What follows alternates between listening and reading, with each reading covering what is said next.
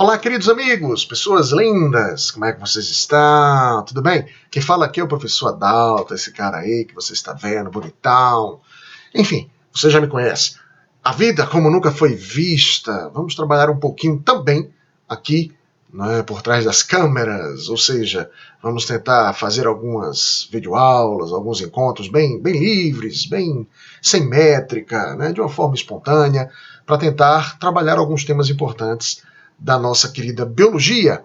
Bom, em relação a essa imensidão que é a ciência biológica, a natureza de uma forma geral, hoje nós vamos trabalhar especificamente essa temática, a temática de biotecnologia, uma determinada área da própria biologia que estuda, por exemplo, todos os benefícios que a vida pode nos trazer. Como assim, Adalto? Biotecnologia nada mais é do que a vida em benefício da própria vida. Eu geralmente digo bastante esse tipo de relação que a natureza tem com o próprio ser humano, até porque nós fazemos parte dessa natureza. Mas no sentido mais amplo, a vida em benefício da própria vida.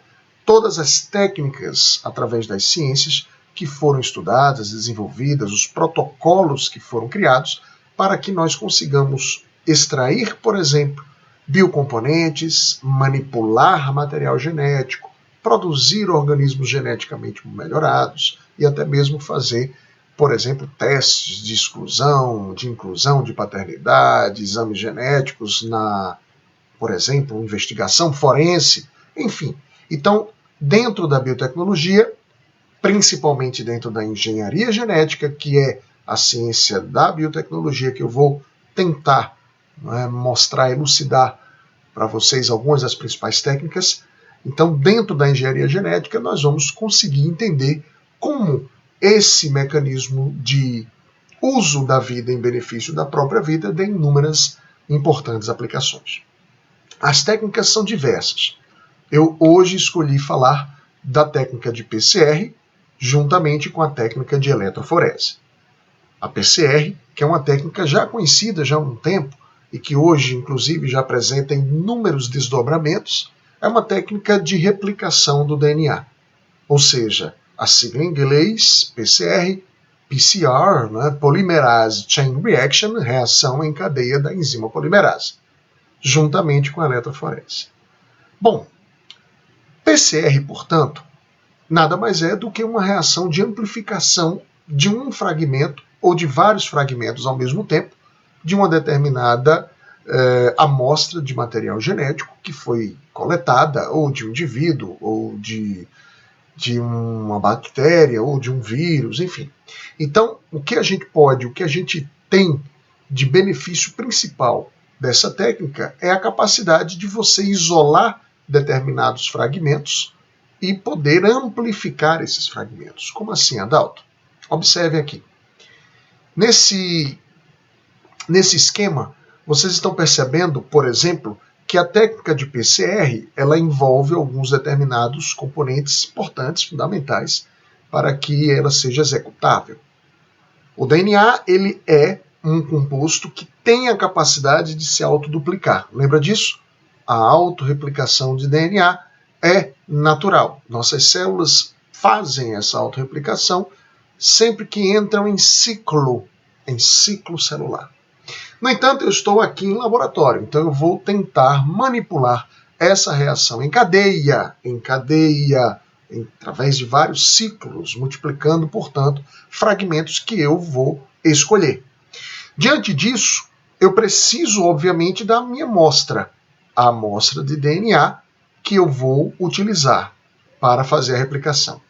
Dentro dessa amostra, eu preciso isolar um determinado gene de interesse ou alguns determinados genes de interesse. Para isso, eu preciso de fragmentos menores, chamados de primers, que são sequências-alvo, sequências de nucleotídeos que irão reconhecer uma fita e a outra complementar do DNA no local onde eu tenho aquele determinado fragmento ou gene de interesse. Então, a amostra, primers. Os nucleotídeos, que na minha mistura de PCR, que a gente pode chamar também de mix de PCR, eles vão ser os novos nucleotídeos a compor as novas cadeias de DNA daquele fragmento que eu estou replicando. Eu preciso, portanto, desses nucleotídeos. A minha enzima polimerase, a chamada TAC polimerase, TAC, que vem justamente de uma representação identificadora de uma bactéria, é a Thermus aquaticus polimerase, ou seja, é uma enzima obtida de uma bactéria chamada Thermus aquaticus. Por que, Adalto? Porque essa enzima ela consegue suportar temperaturas muito elevadas. A gente sabe muito bem que se uma determinada enzima ela for sensível às variações de temperatura, ela se desnatura. Sabemos disso, inclusive, quando estudamos a enzimologia. A temperatura ela termina sendo um fator desnaturante. Essa enzima não, ela suporta variações bruscas de temperatura e vocês vão entender o porquê daqui a pouco. Então, o mix ele é solubilizado em uma mistura, né, que a gente chama de buffer, e tudo isso é colocado em um tubo de PCR, que a gente geralmente, no jargão laboratorial, a gente chama de Eppendorf. Todos esses componentes serão colocados nessa máquina. A máquina, o equipamento, chamamos de termociclador. Olha o nome, termociclador. Eu vou, através da temperatura, realizar os ciclos de replicação.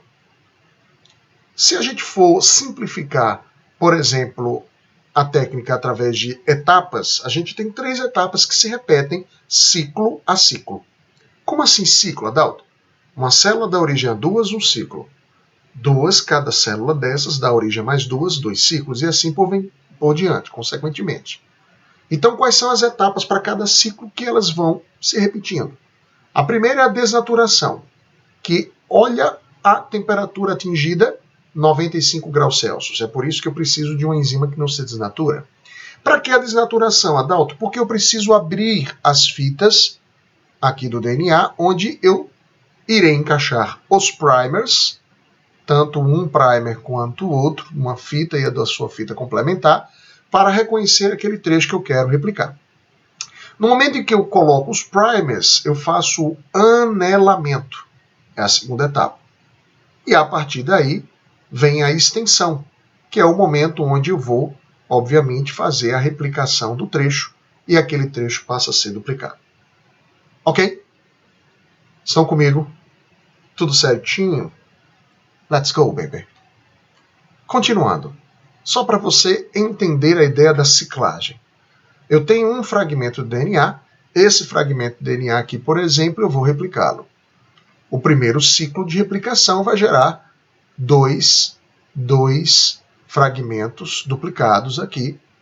Eu tenho 4, portanto, fragmentos. Um DNA, outro DNA. Perceba que metade da informação original é mantida. Todo esse primeiro ciclo, que a gente chama de ciclo F1, ele tem um DNA híbrido, tá vendo vocês? E se eu tenho a manutenção de sempre metade da informação genética original, eu posso dizer que essa minha replicação é semi-conservativa. Se ligue. Beleza, DNA híbrido. Agora, segundo ciclo, eu terei mais 4 cópias. Observe que agora eu vou ter metade de DNA híbrido, metade de DNA agora, né, completamente novo.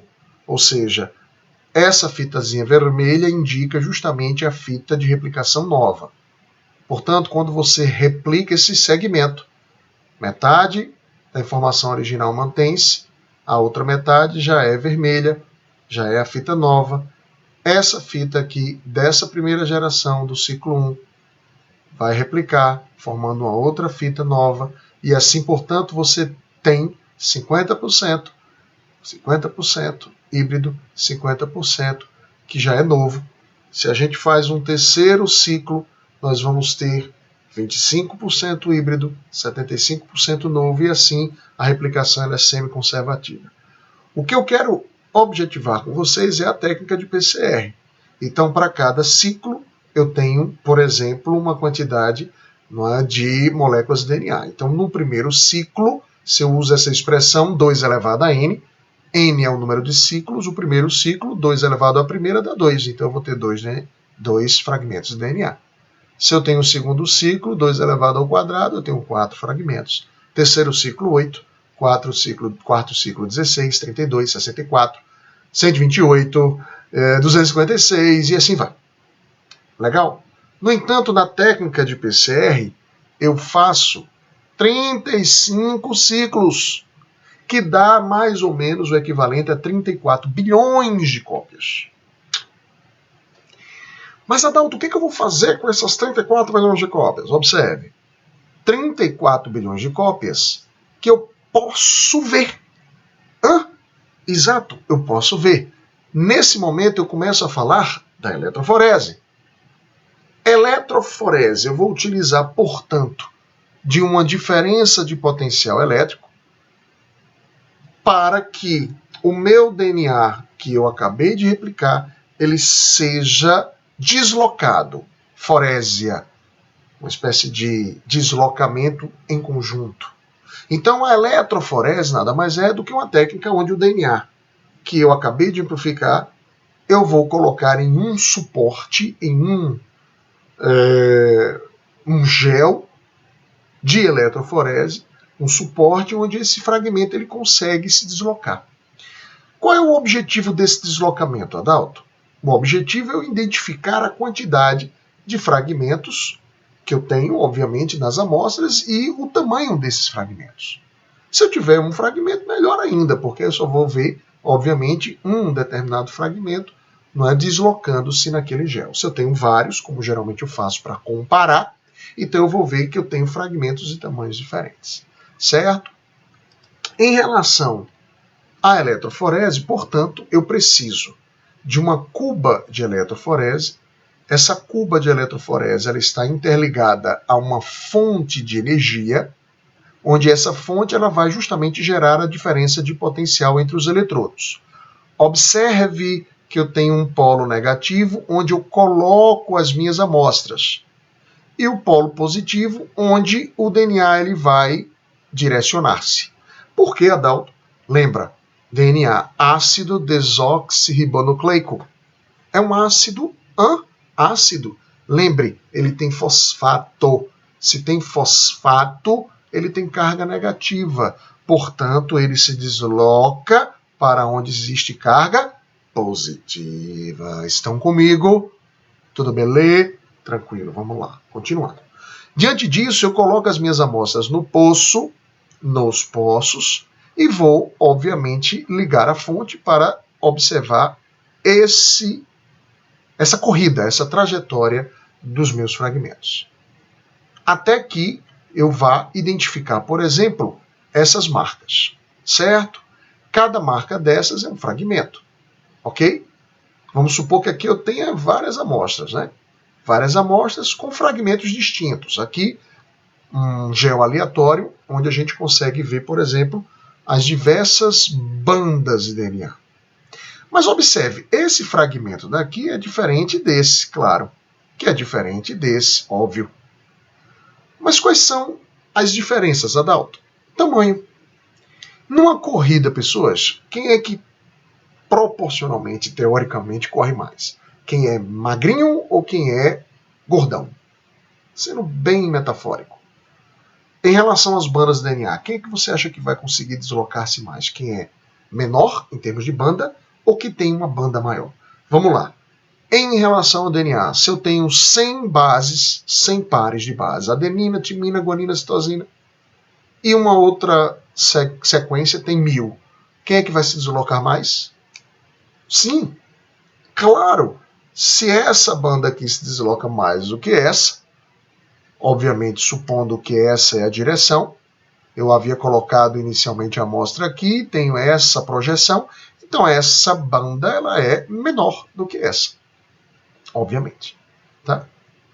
Bom, a ideia do teste, do exame, enfim, a ideia dessa observação é fazermos comparações de fragmentos.